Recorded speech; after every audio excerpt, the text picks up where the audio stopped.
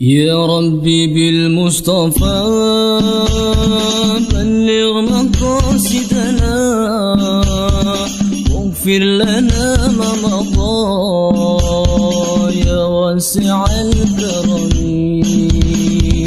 هو الحبيب الذي ترجى شفاعته.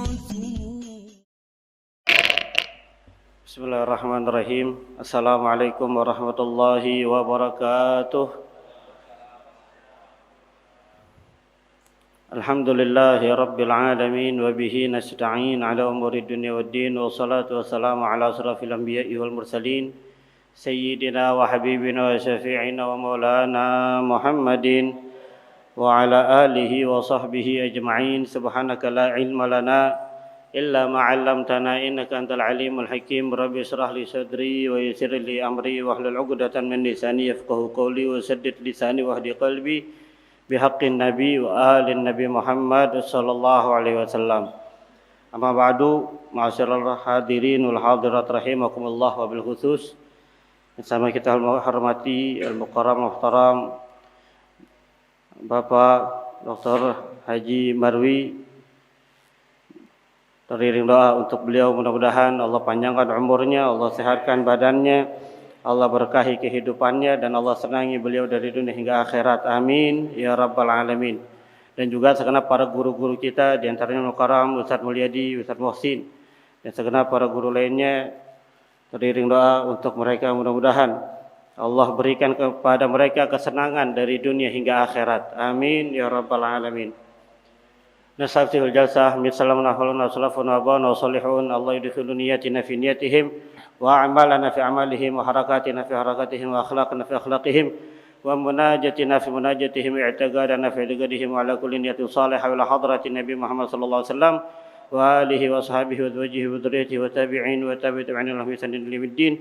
Wala ruhudutan sayyidina Muhammad sallallahu alaihi wasallam sayyidina al-faqih al-muqaddam Ahmad bin Ali Ba'alawi wala arwahi jam'i ali Ba'alawi saghiran kabiratan takunu fi masyariqil ardi ila magharibiha bariha wa bariha wala ruhudutan muallif hadal kitab al-Habib Ahmad bin al-Habsi wa syarih Syekh Muhammad Nawawi al-Bantani wa usulihim wa fur'ihim.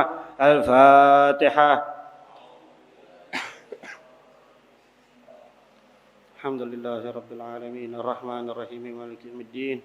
Iyyaka na'budu wa iyyaka nasta'in ihdinas siratal mustaqim siratal ladzina an'amta 'alaihim ghairil maghdubi 'alaihim waladdallin. Rabbi ighfirli wa li walidayya amin. Bismillahirrahmanirrahim. Nawaitu ta'alluma wa ta'lima wa naf'a wal intifa'a wal ifada wal istifada wa tadhakkura wa tadhkira wal ifada wal istifada wal hasal ala tamassuki bi kitabillah wa sunnati rasulillah sallallahu alaihi wasallam wa du'a ila al-huda wa dilalata 'ala al-khair ibtigha'a maradatihi wa qurbihi wa thawabihi wa husnil khatimah ma'al lutfi wal afiyah wa salihil aqibah bi rahmatika ya arhamar rahimin. Allahumma shalli ala sayyidina Muhammadin salatan tukhrijuni min dhulumatil wahmi wa tuqrimuni bi nuril fahmi wa tudhi'u li ma shagala hatta yufhama innaka anta ta'lamu wa la a'lamu innaka anta 'allamul ghuyub. Allahumma shalli wa sallim wa barik ala maulana Muhammadin wa alihi nuril mudhib lin nisyani bi nurihi fi kulli lamhatin wa nafasin adada ma wasi'a ilmullah. Naam. Alhamdulillahirabbil alamin. Kita sudah sampai bab tasawufnya kalau yaitu tentang menjaga hati. Qala al-musannif al-imam al-mufti al-habib Ahmad bin Zain al-Habsyi rahimahullahu taala wa nafa'ana bihi wa bi barakati ulumihi wa bikum fid dharain amin. Wa hifdzul qalbi minal ma'asi wajibun ala kulli muslim. Dan menjaga hati dari perbuatan-perbuatan maksiat hukumnya adalah wajib atas tiap-tiap muslim. Hati juga ada ketaatannya, juga ada maksiatnya. Jadi penting betul kita mengetahui apa saja salah satu atau diantaranya hal-hal yang merusak hati, yang bikin hati kita busuk.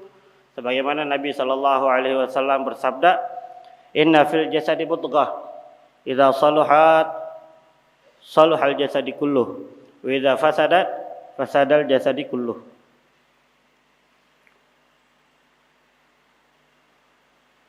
Ala wahiyal qalbu. Nabi bersabda sallallahu alaihi wasallam, sesungguhnya di badan kita ini ada satu gumpalan. Apabila gumpalan tersebut baik, maka baik seluruh badan kita, amal kita. Dan apabila rusak, maka rusak badan kita dan amal kita juga rusak. Ketahuilah bahwa itu ialah hati. Mempelajari tentang maksiat-maksiat hati atau ketaatan hati itu sudah diajarkan sejak baginda Nabi Muhammad SAW.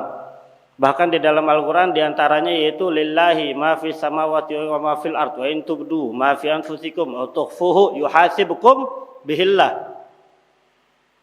Kepunyaan Allah apa-apa yang ada di langit, yang di bumi. Wa in tubdu ma fi anfusikum, dan jikalau kalian menampakkan dari apa-apa yang di diri kalian, ada pada diri kalian, atau kalian sembunyikan, yakni urusan hati, yuhasibukum bihillah, Allah juga hisab. Ada yang menyebutkan ilmu ini adalah ilmu tasawuf, ada yang menyebutkan tazkiyatun nufus dan lain-lainnya, pembersihan jiwa. Galal Imam Malik la'ala shawab radhiyallahu anhu, beliau berkata, man tafaqaha wa lam yatasawwaf faqad tafassak, wa man tasawwafa wa lam yatafaqqah faqad tazandak, wa man tafaqaha wa tasawwafa faqad tahaqqaq. Siapa orang yang belajar ilmu syariat, ilmu fikih, tapi dia enggak mau belajar tasawuf, maka dia telah fasik atau akan fasik.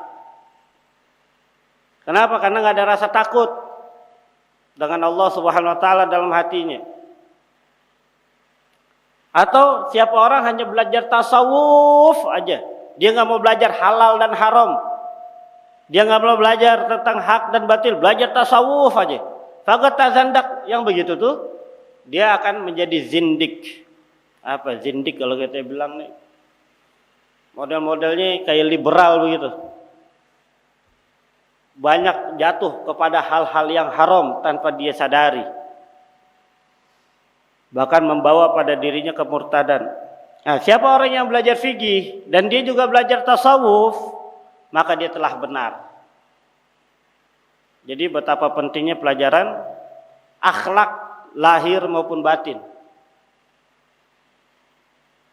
Jadi kita akan masuk pada pelajaran tentang batin, bukan kebatinan, tapi pelajaran tentang batin. Apa itu batin? Hati. Nah, karena pengaruhnya, kalau hatinya baik, idza saluhal jasadu kulluh. Hati baik, maka semua baik. Perkataan menjadi baik, pandangan jadi baik, pendengaran jadi baik, tingkah laku jadi baik, badan kita jadi sehat, pikiran jadi bagus. Tapi kalau idza fasadal jasadu kulluh. Tapi kalau rusak kita punya hati, rusak semuanya. Jadi penting betul. Nah, wa kada hifdzul a'dha'i fardhu 'ain 'ala kulli muslim. Nah, begitu juga sebagaimana menjaga hati kita dari perbuatan-perbuatan maksiat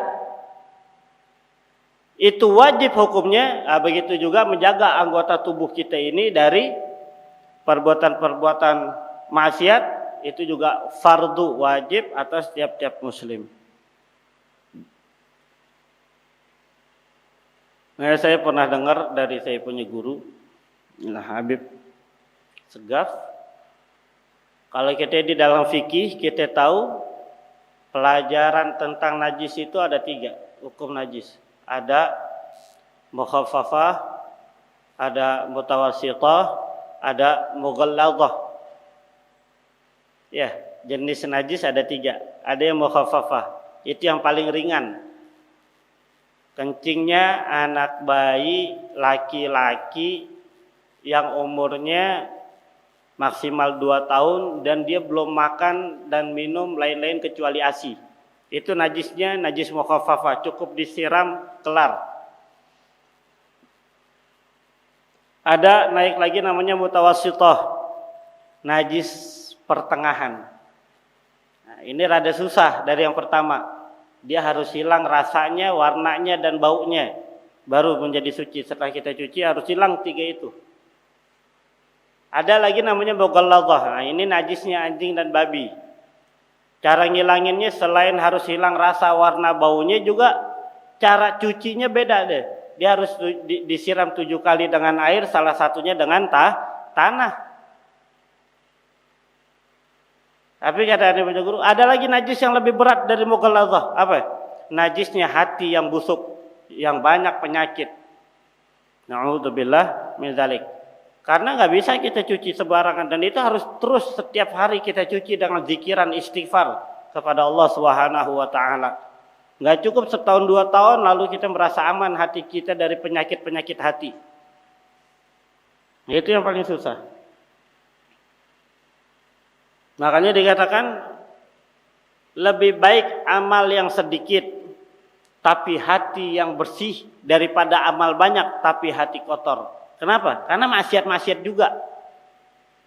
Jadi kita bisa maksiat dengan hati kita walaupun kita dalam keadaan duduk di majelis dan lain-lainnya. Contoh, famin ma'asil qalbi, dan termasuk daripada maksiat-maksiat hati. Yang pertama asyakku fillahi ta'ala. Jadi yang pertama adalah ragu pada Allah Ta'ala. Ragu.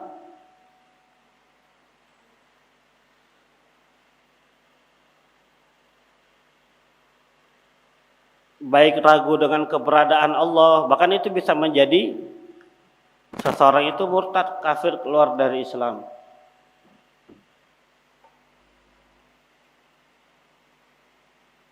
Ada cerita Nabi Yakub itu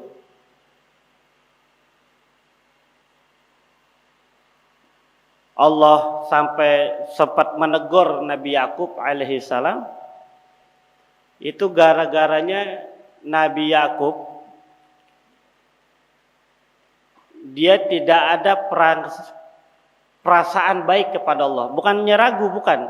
Tapi sedikit nggak ada perasaan baik kepada Allah dengan menyangka ketika Nabi Yusuf tidak kembali ke rumahnya, beliau sedih, beliau nangis sampai ditegur sama Allah, sampai dikatakan, wahai Yakub, apakah kamu lupa? Kamu tidak mau husnudzon kepadaku? Kamu tidak mau prasangka kepadaku? Apakah kamu lupa bahwasanya aku ini mampu menjaga anakmu Yusuf? Apakah kamu lupa bahwasanya aku ini yang mengatur kehidupannya dia? Kenapa kamu tidak berserah diri kepadaku? Tawakallah kamu kepadaku. Nah, itu di dalam kitab Thayyibatul Mawaid. Jadi ada keraguan kepada Allah, ragu dalam sifatnya atau keberadaannya atau pekerjaannya Allah. Kita ragu akan rezeki. Apa benar nih Allah memberikan kita rezeki? Udah nakdirin kita rezeki. Nah, itu salah satu daripada maksiat hati. Dosa hukumnya. Lalu wal amnu min makrillah, dan berasa aman dari makarnya Allah, dari siasatnya Allah, dari murkanya Allah. Berasa aman. Ya, bil istirsali fil ma'asi mal ittikali ala rahmah. Ya, biasanya orang-orang yang berasa aman itu dia akan terus berbuat maksiat disertai dengan bergantung terhadap rahmat Allah. Nggak apa-apa maksiat, Allah ntar juga ampunin kalau kita tobat. Itu berasa aman. Nggak apa-apa tinggal sholat. Nggak apa-apa durhaka sama suami. Nggak apa-apa ngelawan suami. Berasa aman dari murka Allah, dari siasat Allah. Yang begitu itu bahaya. Nggak apa-apa ngeledek dia. Ada berasa aman. Itu daripada maksiat hati. Hati maksiat dosa. Sama dia mah kagak apa-apa, ngeremehin. Ada, na'udzubillah min dzalik.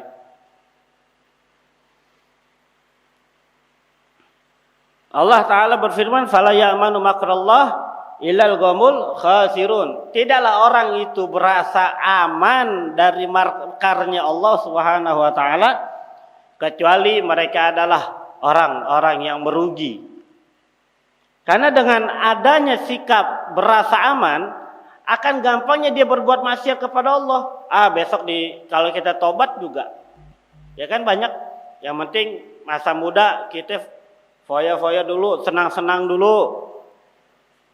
Ntar mau mati baru tobat. Iya kalau dikasih tobat sama Allah. Iya kalau dikasih taufik hidayah. Justru yang begitu itu ada punya perasaan seperti itu. Bisa jadi Allah nggak berikan taufik hidayah. Kenapa? Karena adanya sikap peremehan terhadap perintah dan larangan Allah Subhanahu wa taala. Makanya Allah bilang, tidaklah orang berasa aman dari makar Allah, melainkan dia orang yang merugi. Na'udzubillah min dzalik.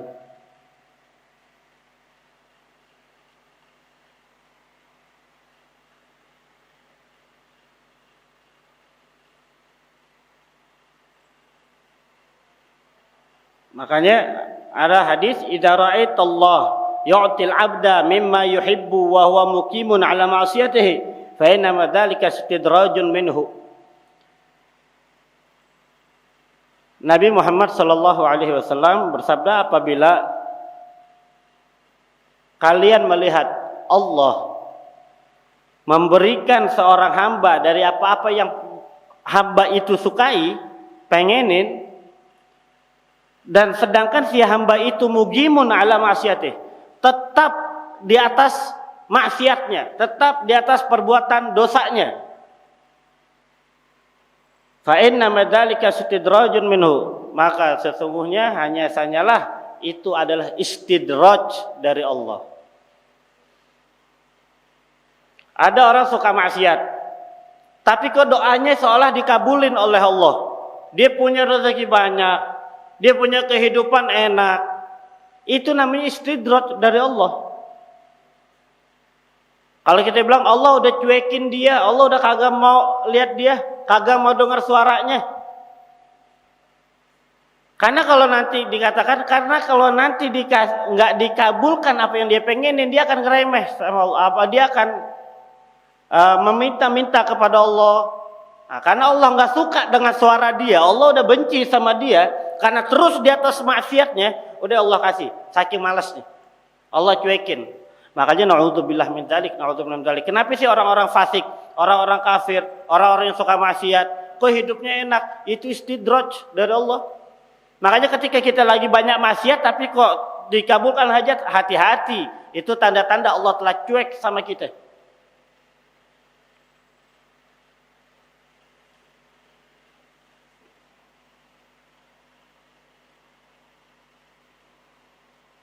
Wal qunutu min rahmatillah, dan putus asa dari rahmat Allah.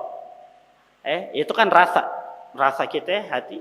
Nah, ketika ya putus asa seseorang dari rahmat Allah, kayaknya Allah nggak ampunin gua nih, kayaknya Allah murka nih. Di situ juga termasuk daripada maksiat hati. Benar, ada hadisnya, kalau siapa di antara kalian yang bermaksiat lalu bertobat, maka Allah terima tobatnya. Lalu kalian maksiat lalu bertobat lagi, Allah terima tobatnya. Terus sebanyak kalian bermaksiat lalu kalian bertobat, pasti Allah maafin. Betul itu. La taqnatu qul ya ibadiyalladzina asrafu ala anfusihim la taqnatu min rahmatillah. Allah Ta'ala berfirman, katakanlah wahai Nabi kepada hamba-hambaku, mereka orang-orang yang beriman yang telah terlampau dengan dosa, terlampau dengan maksiat, la taqnatu min rahmatillah. Katakanlah kepada mereka, janganlah kalian putus asa dari rahmat Allah. 1000 kali berbuat maksiat, maka 1001 kali kita berbuat tobat kepada Allah Subhanahu wa taala.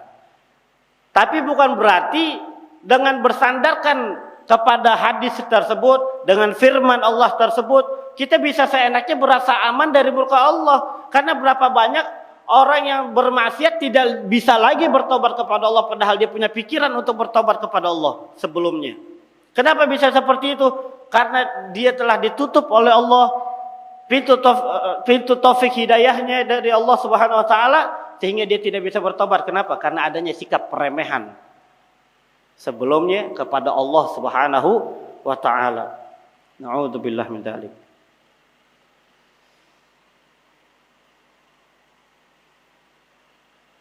Wa man yaqnatu min rahmati rabbih illa dhallun. Siapa orang, kata Allah Subhanahu wa taala, yang putus asa dari kasih sayangnya Allah, dari rahmat Tuhannya, illa dhallun, kecuali mereka adalah orang-orang yang tersesat.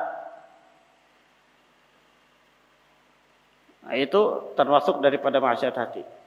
Dan termasuk daripada maksiat hati pula ialah wa takabburu ala ibadillahi ta'ala, berasa sombong atas hamba-hamba Allah, siapapun hamba Allahnya. Sekalipun dia ahli maksiat, tapi kita sombong, haram, dosa besar. Qala Nabi sallallahu alaihi wasallam, la yadkhulul jannata man fi qalbihi mithqala dzarratin min kibrin. Kata Nabi sallallahu alaihi wasallam, enggak bakalan tuh seseorang bisa masuk surga kalau di hatinya masih ada sebesar biji zarrah. Apa? Misalnya kalau kita diartikan biji sawi, tapi bisa lebih kecil lagi dari biji sawi. Biji zarrah min kibrin. Ada tuh di hati kita setitik daripada rasa sombong terhadap hamba-hamba Allah. Nggak boleh. Siapa kita mau sombong? Toh kita awalnya tuh keluar dari tempat najis, masuk ke tempat najis, dari cairan yang orang nggak suka, awalnya itu loh. Sombong dengan amal, sombong dengan ilmu, sombong dengan harta, sombong dengan jabatan. Siapa kita? Na'udzubillah. Sombong itu apa? Ka'an yara fi nafsihi annahu khairun min ghairih. Dia tuh melihat dirinya itu lebih baik dari yang lainnya. Siapapun. Saya teringat cerita Al-Habib Abdullah Al-Idrus Al-Akbar. Waktu beliau masih kecil, ayahnya bilang, radhiyallahu an, ayahnya bilang, coba kamu cari makhluk yang lebih hina dari kamu. Dia keluar rumah, sam'an wa ta'atan. Dia dengar, dia taati. Ayahnya nyuruh cari makhluk yang lebih hina dari kamu. Dia keluar rumah, dia lihat ada pezina. Wah, ini dia nih, lebih hina dari aneh nih, kerjanya zina, dosa besar. Tapi dia pikir lagi, kalau pezina ini taubat, maka dia lebih baik dari aneh. Oh, bukan pezina. Dia lihat lagi pejudi. Mungkin ini kali nih. Bukan. Ketika dia tepis lagi, kalau dia tobat maka dia bisa menjadi lebih baik dari aneh. Terus dia lihat peminum khamr seperti itu, sampai pada akhirnya dia nggak dapetin dari bangsa orang yang lebih buruk dari dirinya, yang lebih hina dari dirinya, semuanya lebih mulia dari dirinya. Sampai akhirnya dia jalan-jalan sampai di tempat sampah, dia lihat ada satu anjing buduk lagi ngorek-ngorekin makanan bangkai untuk dia makan. Dia lihat ini binatang. Mungkin ini nih yang lebih hina. Tapi akhirnya dia katakan, oh enggak, anjing ini enggak lebih hina dari aneh. Karena anjing ini kalau sudah mati, dia ya udah begitu aja gitu. Bahkan anjingnya Ashabul Kahfi bisa masuk surga. Anjing yang najis bisa masuk surga karena ngikut sama orang soleh. Sedangkan anak, dia bilang, kalau anak berdosa, ada lebih hina dari anjing ini. Anjing buduk di tempat sampah yang sedang mengais-ngais bangkai di sampah. Akhirnya dia pulang penuh dengan putus asa, berkata kepada abinya, "Abi, saya tidak dapatkan satu orang pun, bahkan makhluk pun yang lebih hina dari diri saya. Saya lebih hina dari mereka orang."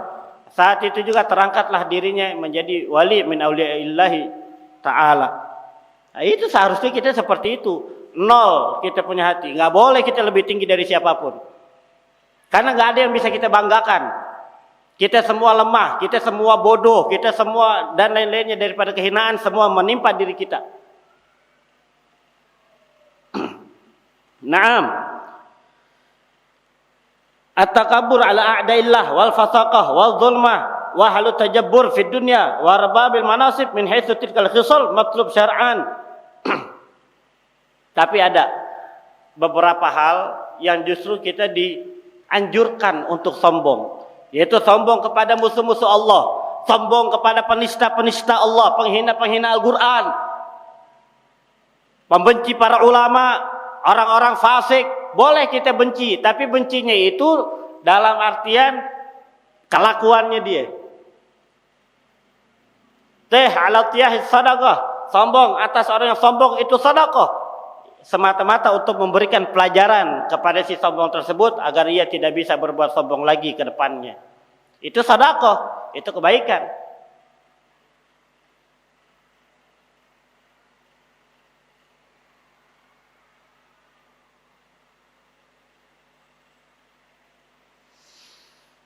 Waria, dan termasuk daripada penyakit-penyakit hati adalah ria. Nah, ria apa? Dia itu an yatlubar rajulu bi qalbihi ru'yatun nasi a'malihi. Dia itu pengen, dia itu mencari, meminta dengan hatinya agar manusia melihat amal baiknya dia. Hatinya. Ria itu amalan hati, Pak. Biar dipuji.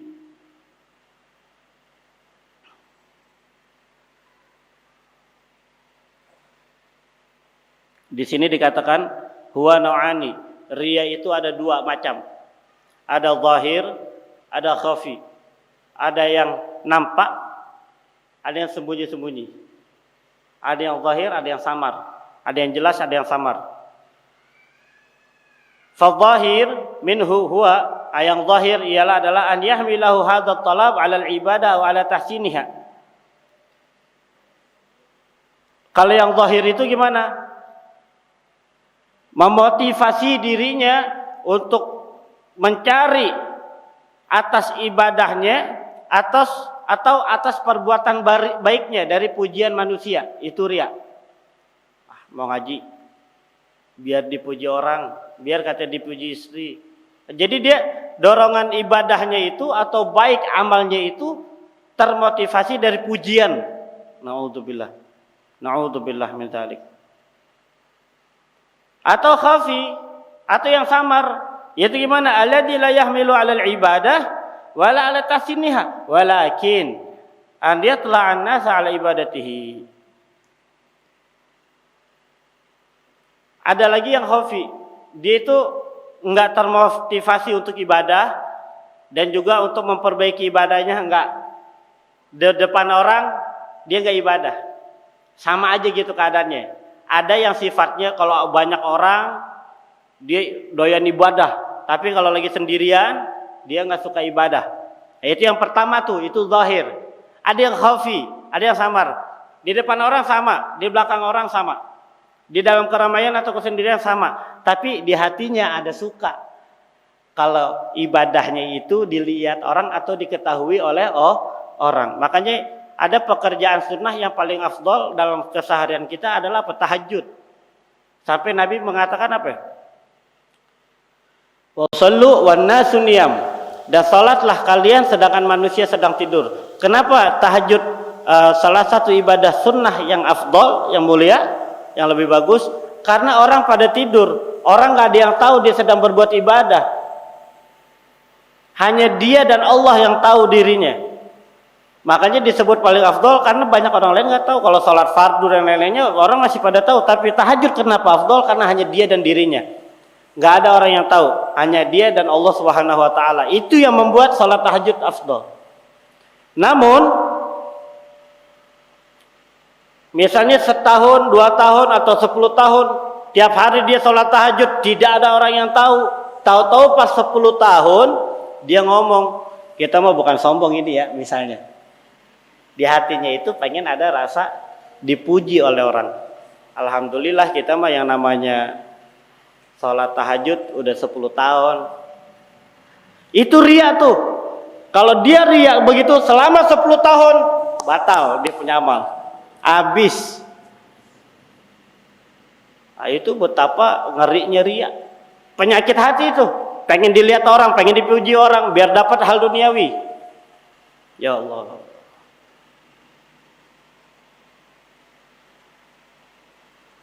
A'udzubillah min dzalik. Riya dengan keilmuannya, wal ujubu bi taatillah, dan termasuk daripada maksiat hati adalah ujub dengan taat kepada Allah, dengan ketaatan. Ujub itu apa? Membanggakan amalnya, membanggakan ibadahnya. Kama ya'jubul 'abidu bi ibadatihi wal 'alimu bi ilmihi wal muti'u bi ta'atihi. Seperti orang ahli ibadah bangga dengan ibadahnya. Enggak boleh bangga sama ibadahnya. Enggak boleh. Termasuk daripada maksiat hati. Wal 'alim bi ilmihi, dan orang alim dia punya ilmu, ya, sombong dengan keilmuannya. Yang lain dianggap bodoh, buruk. Naudzubillah. Dosa, biar kata dia orang alim, kiai besar, profesor, doktor, gelarnya segudang, tapi dia bangga dengan keilmuannya, haram. Atau juga bangga dengan nasab. Bangga dengan nasab. Oh, saya Gus, saya anak kiai. Oh, saya keturunan Nabi. Haram, dosa, dan lain-lainnya. Bangga dengan hal-hal ketaatan kepada Allah. Wal muti'u bi ta'ati, dan orang taat dengan taatnya. Ujub.